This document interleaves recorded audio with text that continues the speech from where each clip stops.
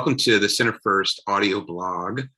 I'm Pete Guillot, CEO of Centerfirst. Our pharma clients are looking to use a thoughtful combination of advanced technology and human ingenuity to get more value from their contact center customer interactions.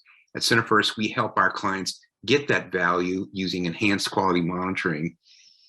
We often get asked, what are some of the different ways that clients are using Centerfirst services to help them achieve their objectives? And we thought, what better way to learn more about that to invite one of our most experienced program managers to the audio blog and have a discussion with her. And so today I am joined by Trisha Miller. Trisha, if you would take a minute and introduce yourself, please.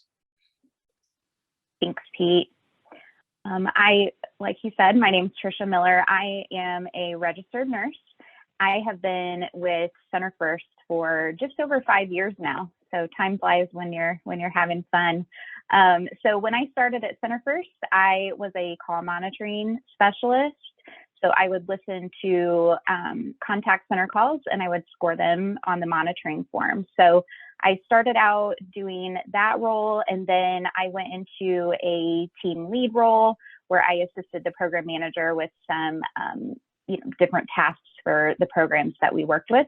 And then probably a little over, it's been about 2 years ago now, I took over the program manager role. So I'm really enjoying that and getting to work with our clients. All right. Well, thank you. You've done just about every role. So it's wonderful to have your experience on this call. So Centerfirst, we segment the pharmaceutical contact center marketplace into 4 different contact center types: medical information, patient support, inside sales, and access and reimbursement. So Trisha, if you would, tell us a little bit about the type of program that you are working with and maybe the 1 or 2 key objectives that our client has with that program. Sure. So the program that I'm working with is a patient support program. So this patient support program supports patients who are on a medication that is used to treat a somewhat rare disease. So there are a lot of healthcare providers out there who don't know that much about the medication or how to take it. So this program helps to support those patients. The agents are healthcare providers, and they provide disease state and medication education for those patients who are prescribed this medication. So I would say probably the 2 key objectives for the client would be medication adherence. So with the medication that we monitor for, there's a particular way that these patients need to be taking it, some certain things that they need to be doing in order to help reduce potential side effects. And so that education and support is really, really valuable and important to them being able to stay on this medication, and they're being engaged in the program is part of that as well. And then really the client is just interested in supporting the patients throughout their entire treatment journey. There are several different departments throughout our client's company that all work together. That comes from access to the education and support programs. And there's just a really strong focus on the customer experience and supporting the patient throughout their treatment journey. Okay. Well, thank you. So patient support program, and what we call our service enhanced quality monitoring. What specifically are the types of things you are helping our client and their contact center partner do? So here at Centerfirst, we listen to calls for both adverse event and product quality complaint only monitoring. So we have like a compliance subset of calls that we monitor for, and then we have another subset of calls that we listen to the full quality monitoring. So we will listen for compliance skills and requirement pieces being met, and then we also listen to customer experience skills. So those soft skills, are they asking clarifying questions? Are they meeting the patient's needs? Are they demonstrating empathy and rapport building throughout the call? Voice tone, things such as that. So we monitor for a lot of different skills throughout these calls. Okay, so you're monitoring for those skills, and then how are you using the information that you get from the monitoring? So after our monitoring specialists listen to the calls, when they score them, if there are any opportunities, we provide them with insights and actionable insights where the client and the call center vendor can take back to their agents and coach them. So we provide that information on the monitoring form. And then every month, our customer analytics team, they compile all of that data and they pull out insights from the agent level, the customer or patient level, and then the contact center or program-wide level. And we present that information to the client. And then we have a very collaborative discussion about, suggestions and insights that we've pulled and ways that they can help their agents to improve. I see. The three levels there, I think we call those the 3D insights, right? So the agent, the program, and the customer. So question we get a lot is why don't the client and their contact center just do this for themselves? Yeah, so I kind of think of this in two ways. Resourcing and bandwidth of the client's team. The number of resources that it would take to monitor these calls in the detail that Centerfirst monitors them and providing those actionable insights and coaching to the call center, that does take a lot of time. So I think that's part of it.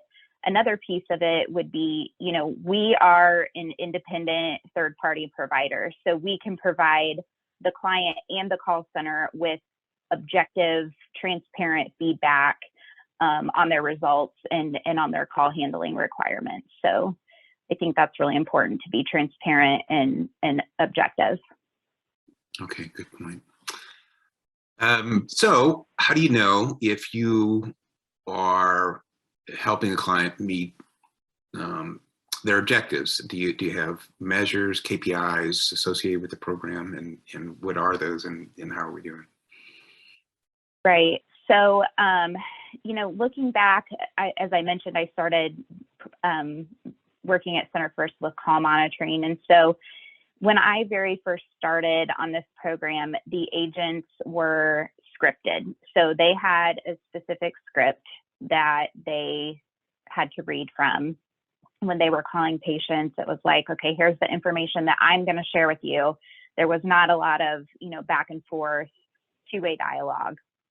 And so the client really looked at that and said, is this really the best customer experience that we can provide? Are we really giving these patients what they need? And so, it's been amazing to see the evolution of this program.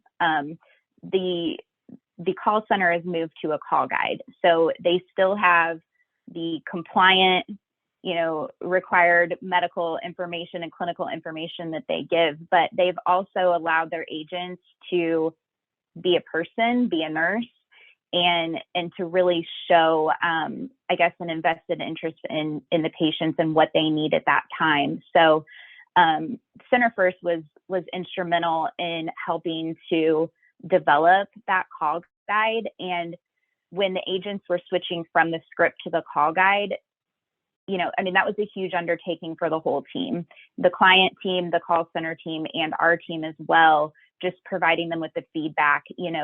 Are we doing this correctly? Is everything still compliant? Is this the customer experience that we're still wanting to provide them?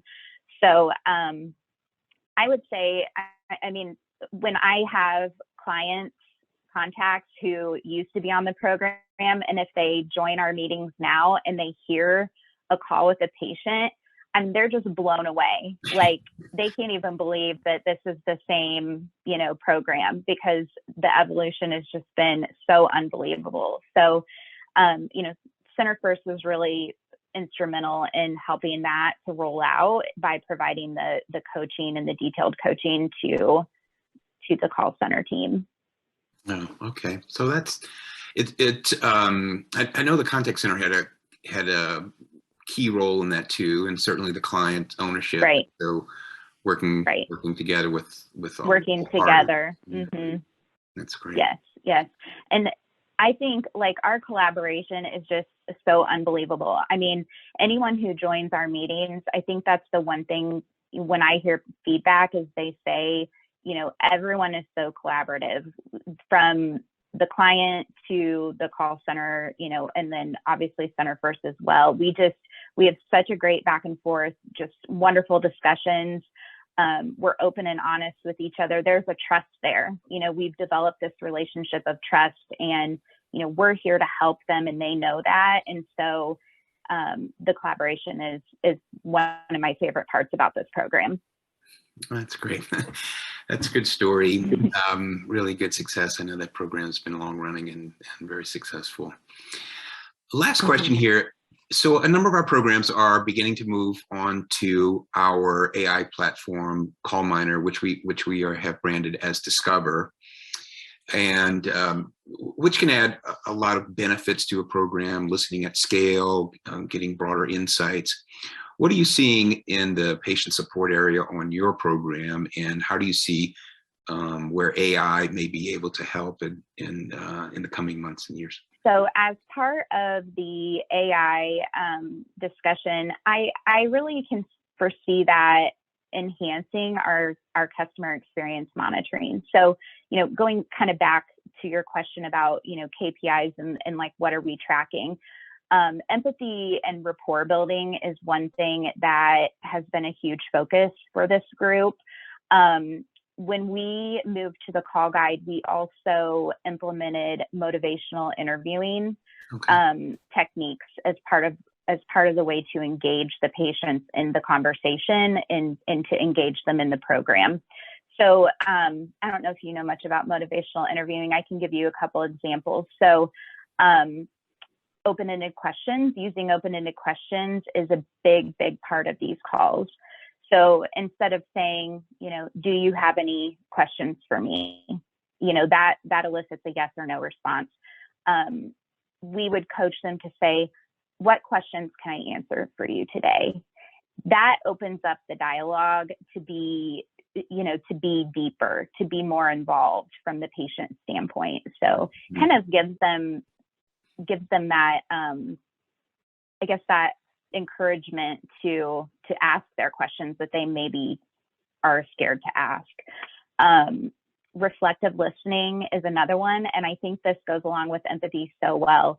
You know, a lot of these patients, they just want somebody to talk to, and so, you know, they might be sharing some medical difficulty that they had, and so, you know, by the agents using reflective listening, they can say, just as an example, wow, that must be really hard for you. And just acknowledging those feelings that the patients are having, it normalizes it. It allows them to feel that. And it's also a way of demonstrating empathy. And so with our AI tool, you know, we can pull out those phrases and not only, you know, specific empathy, like, oh, I'm sorry to hear that happened to you, but especially those motivational interviewing phrases as well. You know, the reflective listening, rapport building, open-ended questions, we can pull those out from the entire universe of calls that go through the call center, and then just be able to provide them with even more insights. Wow. That's terrific. I read a recent report by Forrester on that so much of the resources available to patients and caregivers and HCPs has been digitized, so that when they call the contact center, they're really looking for a highly empathetic experience. And you know, our ability to use the human listening as well as the AI listening is really going to bring much more value to our client as we move forward with that. So that's a great story. Well, that's a terrific story, Trisha. So thankful for you that you joined me today. And we're going to wrap up now. So if you have any more questions or would like to speak to us more, just give me an email, drop me an email at pete@center-first.com. All right. Well, thank you. We'll close now. Bye-bye.